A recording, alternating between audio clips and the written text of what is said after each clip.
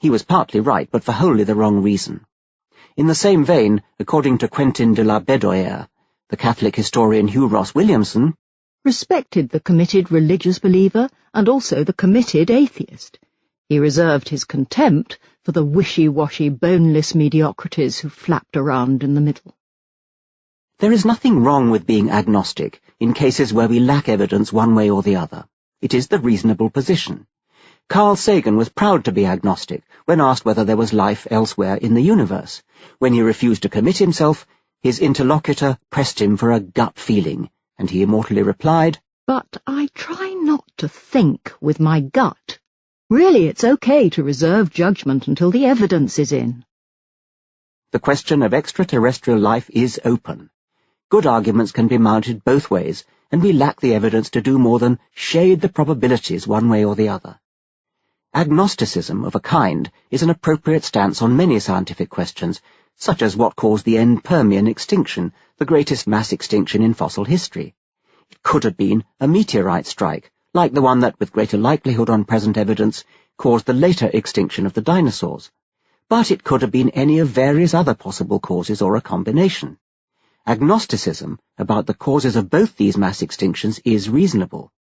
How about the question of God? Should we be agnostic about him too? Many have said definitely yes, often with an air of conviction that verges on protesting too much.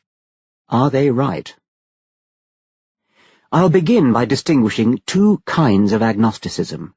TAP, or temporary agnosticism in practice, is the legitimate fence-sitting where there really is a definite answer one way or the other, but we so far lack the evidence to reach it, or don't understand the evidence, or haven't time to read the evidence, etc.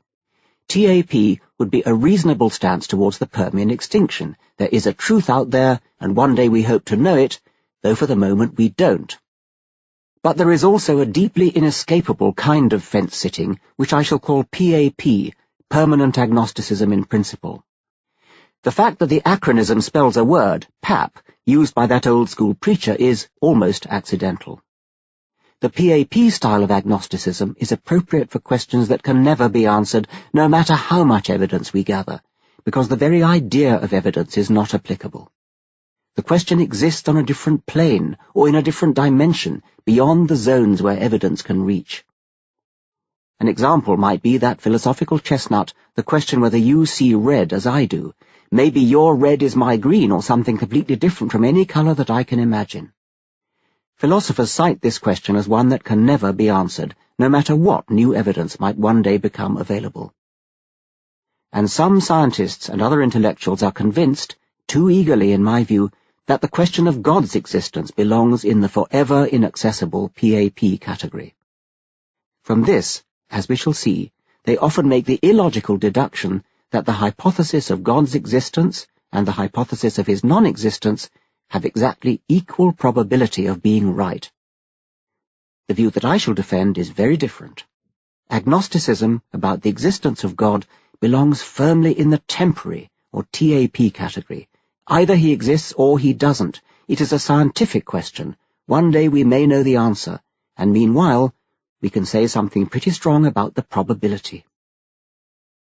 In the history of ideas, there are examples of questions being answered that had been earlier judged forever out of science's reach. In 1835, the celebrated French philosopher Auguste Comte wrote of the stars, "We shall never be able to study by any method their chemical composition or their mineralogical structure."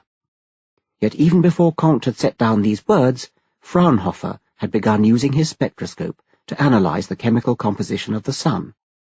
Now spectroscopists daily confound Comte's agnosticism with their long-distance analyses of the precise chemical composition of even distant stars. Whatever the exact status of Comte's astronomical agnosticism, this cautionary tale suggests, at very least, that we should hesitate before proclaiming the eternal verity of agnosticism too loudly. Nevertheless, when it comes to God, a great many philosophers and scientists are glad to do so, beginning with the inventor of the word itself, T.H. Huxley. Huxley explained his coining while rising to a personal attack that it had provoked. The principal of King's College London, the Reverend Dr. Wace, had poured scorn on Huxley's cowardly agnosticism. He may prefer to call himself an agnostic, But his real name is an older one. He is an infidel. That is to say, an unbeliever. The word infidel perhaps carries an unpleasant significance. Perhaps it is right that it should. It is, and it ought to be, an unpleasant thing for a man to have to say plainly that he does not believe in Jesus Christ. Huxley was not the man to let that sort of provocation pass him by, and his reply in 1889 was as robustly scathing as we should expect, although never departing from scrupulous good manners, as Darwin's bulldog, his teeth were sharpened by urbane Victorian irony. Eventually, having dealt Dr. Wace his just comeuppance and buried the remains, Huxley returned to the word agnostic and explained how he first came by it.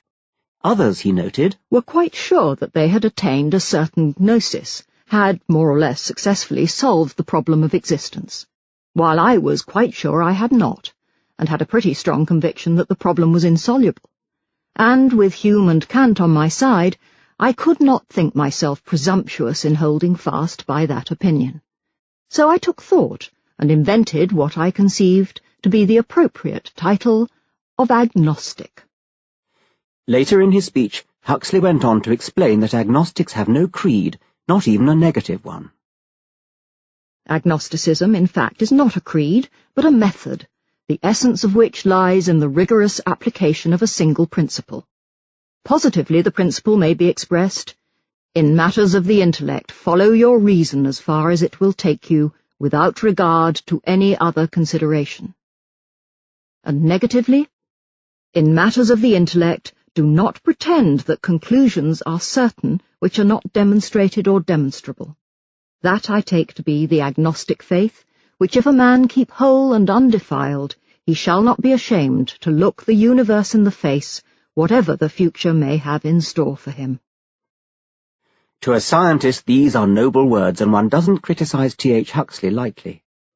But Huxley, in his concentration upon the absolute impossibility of proving or disproving God, seems to have been ignoring the shading of probability. The fact that we can neither prove nor disprove the existence of something does not put existence and non-existence on an even footing. I don't think Huxley would disagree, and I suspect that when he appeared to do so, he was bending over backwards to concede a point in the interests of securing another one. We have all done this at one time or another.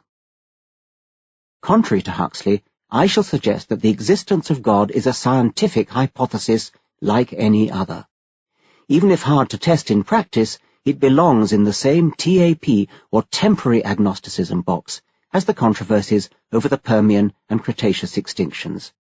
God's existence or non-existence is a scientific fact about the universe, discoverable in principle, if not in practice. If he existed and chose to reveal it, God himself could clinch the argument noisily and unequivocally in his favour. And even if God's existence is never proved or disproved with certainty one way or the other, available evidence and reasoning may yield an estimate of probability far from 50%. Let us then take the idea of a spectrum of probabilities seriously, and place human judgments about the existence of God along it, between two extremes of opposite certainty. The spectrum is continuous, but it can be represented by the following 7 milestones along the way. 1. Strong theist. 100% probability of God. In the words of C.G. Jung, I do not believe, I know. 2. Very high probability but short of 100%. De facto theist. I cannot know for certain, but I strongly believe in God and live my life on the assumption that he is there. 3. Higher than 50%, but not very high. Technically agnostic, but leaning towards theism. I am very uncertain, but I am inclined to believe in God. 4. Exactly 50%. Completely impartial agnostic. God's existence and non-existence are exactly equiprobable.